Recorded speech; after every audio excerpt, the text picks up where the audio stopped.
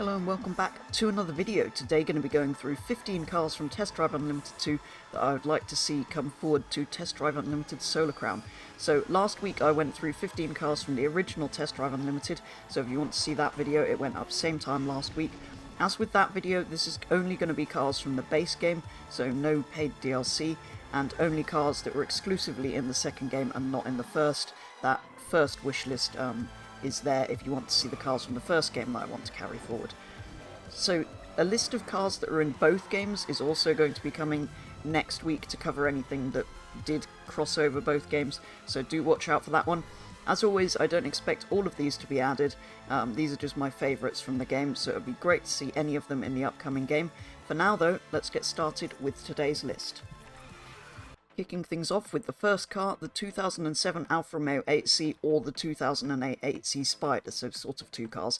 Either would be really cool, although I maybe prefer the convertible because of the interactive roofs that we get in Test Drive, which of course Forza copies now, but I believe they're returning for that game, so the convertible Alfa Romeo 8C would be brilliant to see in there.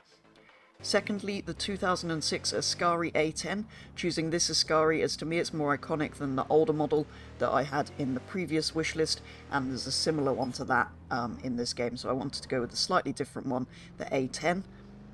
The 2010 Aston Martin DBS, if you've been watching for a while you'll know it's still probably one of, if not my favourite car ever, so always has a place on any lists like this, and now it's not in Forza. I would really love to see that come back to any game, really. Similarly to that, the 2010 Aston Martin V12 Vantage, so same era but the smaller Vantage. This car that featured in that stunning car review, probably the best, sort of most beautiful car review filmed of all time, on old Top Gear, and I've always loved that car. I don't know if that had something to do with it, but I particularly like that car, and because it was the feature of that review, that makes me love it all the more, so I'd love to see that. I've said that many times, would love to see that return for the upcoming Test Drive Unlimited Solar Crown. On to something a little bit different, the 2008 Audi RS6 Avant, so a crazy fast V10 powered estate car from the days when the German manufacturers were doing that for some reason, but an absolutely mad thing, and would be really cool to see that return amongst the supercars, something a bit different to all of those.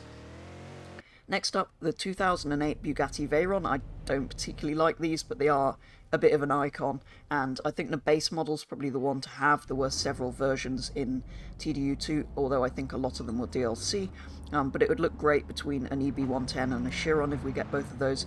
We do know the Chiron is confirmed, but it would be great to see that in amongst some other Bugattis. The 2009 Ferrari 430 Scuderia Spider 16M, yes, that is a ridiculously long name for a car, but it's the first of the really special convertible versions of the really special Ferraris. So a bit like the Speciale, you then had the Speciale Aperta, which was even rarer and more exclusive than the already rare and exclusive Speciale, and this was sort of the precursor to that, the 430 Scuderia Spider 16M. It was the first sort of special convertible super rare Ferrari, so would love to see that have a place in there. I do particularly like all of the 430s anyway, so that would be good to see return. The next one, another Ferrari, the 2011 Ferrari 599 GTO. To me, this is the last great looking front engine GT Ferrari.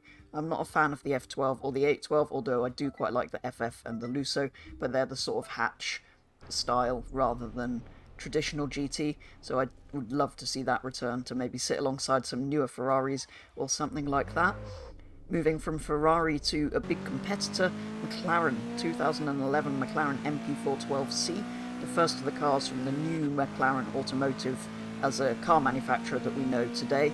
This, along with the latest and greatest McLarens, would be a great garage. I'm trying to think of where these would sit in the garage, because in the end that's kind of what Test Drive is all about, collecting the cars and having your different collections all lined up, so that would be really cool to see that with some other McLarens. The 2008 McLaren Mercedes SLR Roadster, the Roadster version of the SLR hypercar at the time. Probably wouldn't be classed as a hypercar now, but it was ridiculously fast at the time. Absolutely incredible car, and I do really love those. Similarly to that, the next one, the 2009 Slr Sterling Moss, yes, it's sort of based on the same car, but without even the folding roof, which is a bit of a design flaw. But anyway, it's a super rare speedster sort of version of the SLR, and this was before everyone was making all of these speedsters, so it was kind of before this was a trend and before it really caught on. So I think that's a super cool thing, even if it is particularly useless. But in a game where it's sunny all the time, it kind of makes sense. Another Mercedes, the 2010 SLS AMG, the modern day Gullwing if you like, although not that new anymore. I find these far more interesting than the newer AMG GTs that replaced it, and along with the SLRs, if either of those got added, this would be really cool, and potentially sitting alongside an AMG GT, because they are brilliant cars, even if they're not as exciting as this to me. Next, something completely mad, a 2008 Pagani Zonda Cinque, one of the incredibly rare models of Zonda just before the Veyron launched, when they kept doing more and more limited versions that sort of carried on forever. I think they're still making super limited edition one-offs. But with its iconic colour scheme, the red, the carbon I think, and the white, that would look great alongside some newer Weyrers if they were added too. We don't know if they're coming to the game or not at the moment. The 2007 Roof RGT. I did want to put in one of the roofs, and I've just basically gone with the newest one of the selection that were available in TDU2. I just really hope they don't remove them altogether now that they do have a Porsche license, because I kind of think they might. It would just be a shame to lose roof, because they did such a good job of sitting in for Porsche when Porsche wasn't available, and they are just kind of cooler, more unique and more interesting than Porsches. And finally, one of my favourite brands, although it's a bit of an odd car, the 2006 Spiker D8 Peking to Paris. Always want to put Spikers on the list. Didn't put any in from the previous game, because they sort of similar models to what was in that game did carry forward to 2, so I didn't want to have any crossover, but this one is completely different, a particularly unique concept car, and it was sort of a super SUV before those were really catching on and supercar manufacturers started making them. It's kind of unfortunate Spiker didn't really survive properly. I don't really know, they keep going and changing hands and not really making anything, so hopefully they will return as a company at some point, but that's a whole different issue. Would love to see some Spikers return for TDU Solar Crown, and potentially some more of them will be coming up in future wish lists. I would also love to see some of the wrecks, such as the 2CV and the Beetle, but I left them out of this list as they already featured in my classics video from a few weeks ago, which is another one that you can go and check out if you want to see some more cars that I'd like to see, where I sort of discuss whether I think classics will be returning or not. So let me know if you've added any other cars to this list, or if you'd have left any out that I put on the list. Would be interesting to hear what you think and which cars you particularly liked from TDU2 that you'd like to see return. And yeah, let me know if you enjoyed this video, because I would love to make a list of cars in both games, or potentially some DLC cars or something like that that I'd like to see return.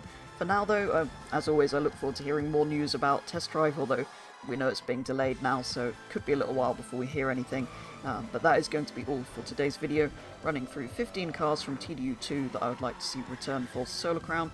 So thank you very much for watching, and I'll be back with the next video very soon.